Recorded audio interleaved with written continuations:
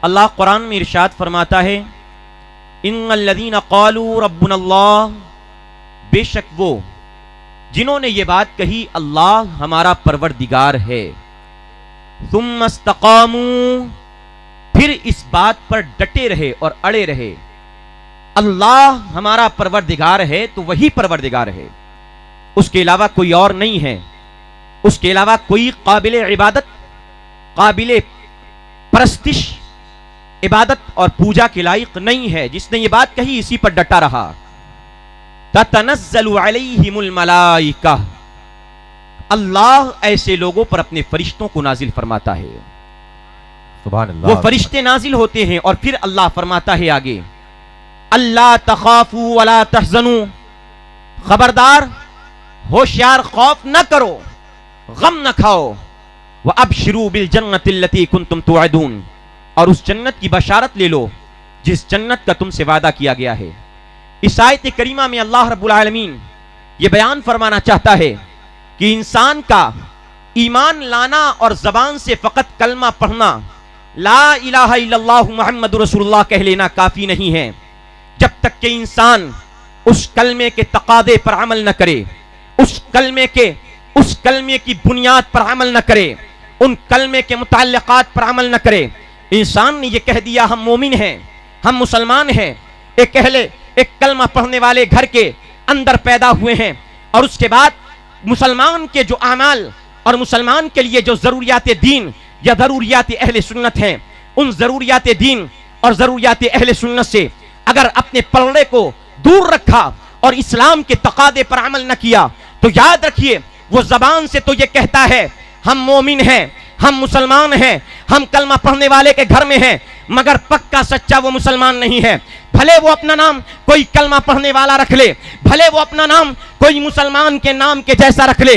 इस वजह से ईमान के लिए जरूरी यह है कि ईमान जिस तरह से उसकी जबान पर कलमा जारी है, इसी तरह उसके जहन में भी कलमा बैठा होना चाहिए, इसी तरह उसकी निगाहों को मुसलमान होना चाहिए, इसी तरह उसके दिल को भी मुसलमान होना चाहिए, इसी तरह उसके आवाए जवारे को भी मुसलमान होना चाहिए। यानी मतलब यह है कि फकत जबान से कलमा पढ़ना यह काफी नहीं होता है। एक मुसलमान कामिल के लिए जरूरी यह है उसका हाथ गवाही दे मैं मुसलमान हूं, उसका पैर गवाही दे मैं मुसलमान हूं, उसकी आंखें गवाही दे मैं मुसलमान हूं, उसकी जबान गवाही दे मैं मुसलमान हूं, और सबसे बढ़कर के ये है उसका दिल गवाही दे कि मैं रसूलुल्लाह का सबसे बड़ा आशिक हूं। जब तक के दिल गवाही नहीं देगा, जबान के कलमा पढ़ने से कुछ नहीं होगा। मैं बहुत तेजी के साथ अपनी बात आपके सामने रखता चलूं। हजरात जरा आप जहनों को करीब कीजिए। आपने कहा मैंने कलमा पढ़ा, मगर क्या कलमा पढ़ने के बाद आपकी जबानें गालियों से पाकीज़ा हैं? नहीं है। आपने कहा मैंने कलमा पढ़ा, कलमा पढ़ने के बाद आपकी जबानें झूठ से पाकीज़ा हैं? नहीं है। आपने कहा मैंने कलमा पढ़ा, मगर आपकी कलमा पढ़ने के बाद आपकी ज़बानें हराम लुक़मों से तर हैं? हाँ हैं। आपने कहा मैंने कलमा पढ़ा, कलमा पढ़ने के बाद आपके हाथ गुनाहों से तर हैं, आपके पैर गुनाहों से तर हैं, आपकी निगाहें गुनाहों से आलूदा हैं। हमने कहा अगर पक्के मुसलमान हो, अगर सच्चे मोमिन हो, अगर सच्चे कलमा पढ़ने वाले हो, तो कलमा पढ़ने वाले मुसलमान की निगाहें भी पाक तर होती हैं, दिल भी पाक तर होता है, जबान भी पाक तर होती है, हाथ भी पाक तर होता है, कदम भी पाक तर होते हैं। बड़ी तेजी से मैं अपनी गुफ्तगू आगे बढ़ाता हूं। हजरात याद रखिए, जब तक के दिल से इंसान कलमा नहीं पढ़ता है और दिल उसका तकवा और परहेजगारी से आगे नहीं बढ़ता है, वो दुनिया में लाख बिल्डिंगें बना ले, जमींदारी हासिल कर ले, मगर हकीकी कामयाबी उसको हासिल नहीं हो सकती है। हाँ, काफिरों की सोहबत में, अहले कुफ्र और शिर्क की सोहबत में आप बैठ करके उनके कल्चरल से मुतासिर होकर के आपने ये समझा है हमने बहुत बड़ी जमींदारी हासिल कर ली है, हम कामयाब हैं, हमने बहुत बड़ा ओहदा हासिल कर लिया है, हम कामयाब हैं, हमने दुनिया का बहुत बड़ा रुतबा हासिल कर लिया है, हम कामयाब हैं। ना मियां ना, कामयाब तुम उस वक्त तक के नहीं हो सकते हो। अल्लाह कुरान में कहता है कद अफलह मन तज़क्का व ज़करा अस्म रब्बिही फसल्ला बल तुसिरून हयात दुनिया। अल्लाह फरमाता है हाँ, तेरी ये बिल्डिंगें कामयाबी की जमानत नहीं है, तेरी ये दुनिया का मनसब कामयाबी की जमानत नहीं है, तेरा ये ओहदा कामयाबी की जमानत नहीं है। कामयाब वो बंदा है जिसने अपने दिल को पाक कर लिया है और दिल में तकवा इख्तियार कर लिया है, वो कामयाब होगा। नारे तकबीर, थोड़ा अल्लाह नारे का फरमाता जवाब है, दिल से दे। नारे तकबीर, नारे रिसालत, नारे रिसालत। मुख्तारे कायनात कॉन्फ्रेंस, जश्न दस्तार बंदी, आमदे हुजूर हसाने मिल्लत, आमदे हुजूर हसाने मिल्लत, मुफ्ती खालिद रजा साहिब क़िबला। नारे तकबीर, नारे रिसालत। सुभान अल्लाह, सुभान आपने, आपकी शक्ल गोरी है, आप काले से अच्छे हो गए, आप लंबे हैं, आप नाटे से अच्छे हो गए, आप अमीर हैं, आप गरीब से अच्छे हो गए, आप खान हैं तो आप अंसारी से अच्छे हो गए, आप कोई ओहदेदार हैं तो आप गैर मनसबदार से अच्छे हो गए। इस्लाम ने अफदलियत की बुनियाद, इस्लाम ने बुलंदी की बुनियाद, बेशक, बहुत इस्लाम ने अजमत की बुनियाद, इस्लाम ने रुतबे की बुनियाद आपके गोरे और काले होने पर नहीं रखी है। खुतबा हज्जतुल विदा में मुस्तफ़ा करीम अलैहिस्सलातु तस्लीम ने खड़े होकर के आखिरी ऐलान में इरशाद फरमाया, ला फज़ला लिअरबिय्यिन वला लिअजमिय्यिन वला लिअस्वदा लिअबयदा अला अबयदा वला लिअतवला अला अखसरा औ कमा क़ाल नबी सल्लल्लाहु अलैहि वसल्लम औ करीब ज़ालिका औ मफ़हूम ज़ालिका औ मिथल ज़ालिका औ कमा क़ाल औ कमा युक़ाल। आपने क्या समझा है? आखिरी खुतबे में मुस्तफ़ा ने इरशाद फरमा दिया है, तुम में किसी अरबी को, तुम में किसी आजमी पर फजीलत हासिल नहीं है, तुम में किसी गोरे को काले पर फजीलत हासिल नहीं है, तुम में किसी मालदार को गरीब पर फजीलत हासिल नहीं है, तुम में किसी आला नस्ल वाले इंसान को आपका किसी दूसरे इंसान पर फजीलत हासिल नहीं है। हाँ, इन्ना अक्रमकुम इंदल्लाहि अत्काकुम, खुदा का कुरान कहता है अल्लाह के यहाँ बुलंद वाला वो है जिसका दिल पाक है, दिल सुथरा है, दिल पाकीज़ा है। तो याद रखो, अल्लाह तुम्हारे गोरे होने को नहीं देखता है, अल्लाह तुम्हारे काला होने को नहीं देखता है, अल्लाह तुम्हारे खान से होने को नहीं देखता है, अल्लाह तुम्हारे पठान होने को नहीं देखता है। अल्लाह क्या देखता है?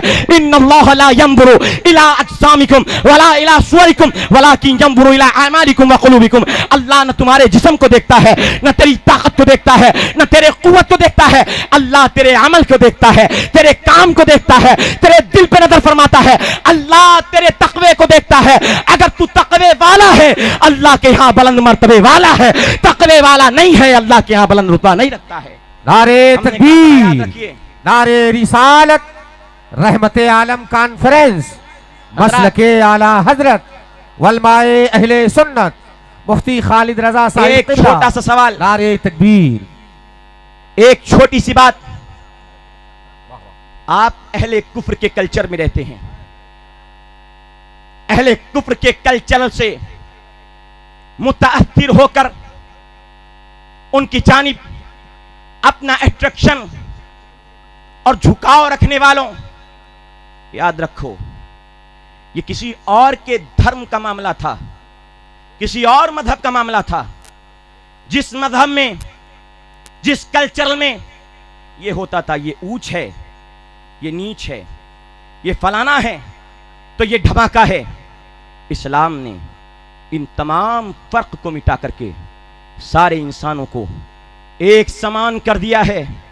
और अगर इंसान के यहाँ एक समानता, इस्लाम के यहाँ एक समानता आपको देखना है, खुदा के घरों में, मस्जिदों में चले जाओ, अगर एक जूता सिलने वाला मोची अगर अल्लाह की मस्जिद में पहली सफ में इमाम के पीछे खड़ा हो गया है, तो किसी बादशाह को भी यह ताकत हासिल नहीं है, किसी बड़े से बड़े मनसबदार और जागीरदार को यह ताकत हासिल नहीं है। उस एक बंदे मोमिन जो जूता सिलता है, मोची है या कोई और पेशा इख्तियार करता है, किसी इंसान को यह हक हासिल नहीं है, उसे पिछली अगली सफ से हक हटा करके पिछली सफ में कर दे। इस्लाम ने यह समानता सिखाई है। आज मजहब इस्लाम पर एतराज करने वालों और इस्लाम को टेररिस्ट का मजहब कहने वालों, कान खोल करके सुन लो, मैं तुमसे कहना चाहता हूं और तुम अपनी जबानों में, अपने जहनो फिक्र में यह बात कान खोल करके नोट कर लो। जिस दिन पैगंबर इस्लाम की सच्ची जीवनी और पैगंबर इस्लाम की सीरत और ज़बानें तुमने पढ़ी है, याद रखो तुम भी कलमा पढ़े बगैर, मुस्तफा के दामन में आए बगैर नहीं रख सकते हो। मैं क्यों कहता हूं? इस वजह से कि हमने दुनिया के मजहबों का मुताला किया है, हमने दुनिया के कल्चरों का मुताला किया है। हम नाम लिए बगैर कहना चाहते हैं, हमने ईसाई धर्म को भी पढ़ा है, हमने यहूदी धर्म को भी पढ़ा है, हमने जीसस को भी, हमने जीसस के जीसस के बाद जो इन्होंने हजरत मूसा अलैहिस्सलातु तस्लीम, हजरत ईसा अलैहिस्सलाम की तालीमात को मुहर्रफ करके जो दीन बनाया है, उस दीन को भी हमने देखा है और दीगर मज़ाहिब आलम को भी देखा है। मगर हमें किसी भी मजहब में नबी के अलावा कोई ऐसी जात नहीं मिली है जिसने जुल्म सहा हो, मगर कौम के लिए जुल्म सहने के बाद दुआए हिदायत उठाई हो, दुआए मग़फ़िरत उठाई हो। हाँ, मुस्तफ़ा की जिंदगी में ये मामला मिलता है। प्यारे आका अलैहिस्सलाम की जिंदगी देखिए, प्यारे आका अलैहिस्सलातु वस्सलाम, ताइफ का मैदान है, कौम पत्थरों से मारती है और इतना मारती है, इतना मारती है, मेरे मुस्तफ़ा फरमाते हैं ताइफ से ज्यादा कोई सख्त दिल मुझ मोहम्मद पर नहीं आया है। मेरे आका अलैहिस्सलाम फरमाते हैं ताइफ के मैदान में मैं अपनी कौम को अल्लाह की तरफ बुलाने के लिए गया था, मैं अपनी कौम को हजार महबूदाने बातला के सजदों से निजात दिला करके एक खुदा की जानिब लाने के लिए गया था, सच का रास्ता दिखाने के लिए गया था, अच्छे मार्ग पर लाने के लिए गया था, अच्छी दिशा दिखलाने के लिए आया था। मगर मेरी कौम ने क्या जवाब दिया है? मेरी कौम ने मेरे अपने छोटे छोटे बच्चों को पत्थर पकड़ा करके इतने पत्थर मारे हैं कि मुस्तफा के जूते लहूलुहान हो गए हैं। हजरत जिब्रील आते हैं, आका अलैहिस्सलाम की बारगाह में अर्ज करते हैं, या रसूल अल्लाह अलैहिस्सलाम, या हबीब अल्लाह अलैहिस्सलाम, मेरे साथ पहाड़ के दो फरिश्ते आए हैं। आका, अगर आप एक इशारा कर दें, अभी अभी अल्लाह इन पहाड़ों को इन जालिम कौम के ऊपर नाजिल कर दे और ये सारी कौम तबाह हो जाएगी। आका, एक इशारा करें इन पहाड़ के फरिश्तों को, ये पूरी जमीन को तहबाला कर दिया जाएगा, सारी बस्ती हलाक कर दी जाएगी, सारी कौम निस्तो नाबूद हो जाएगी, सफेद देर से मिटा दी जाएगी। मगर मेरे आका अलैहिस्सलाम ने क्या जवाब दिया है? सैयदना जिब्रील अमीन देखते हैं, मुस्तफा हाथ उठाते हैं, हाथ उठाने के बाद दुआ फरमाते हैं और दुआए हलाकत नहीं फरमाते हैं, ये फरमाते हैं अल्लाहुम्मा हदी कौमी फइन्नहुम ला यअलमून, अल्लाहुम्मा इग़फिर ली कौमी फइन्नहुम ला यअलमून। ऐ अल्लाह मेरी कौम को हिदायत अता फरमा दे, ऐ अल्लाह मेरी कौम की बख्शिश फरमा दे। ये मेरे रुतबे को नहीं जानते हैं, मगर मैं इनकी नस्लों में ऐसे लोगों को देख रहा हूं जो ये तो कलमा नहीं पढ़ने वाले हैं, मगर इनके बेटे इस्लाम के अलंबरदार होंगे, इनके पोते इस्लाम के अलंबरदार होंगे। अल्लाह अकबर। मैं तुमसे पूछना चाहता हूं, लाओ कोई ऐसा नेता, लाओ कोई ऐसा कायद, लाओ कोई ऐसा रहबर, लाओ कोई ऐसा रहनुमा जिसने पत्थर खा करके कौम को दुआएं दी हो। तो यही कहता है खालिद रजा, ढूंढते ढूंढते हर दहर में थक जाओगे, ऐसा आका ना जमाने में कहीं पाओगे।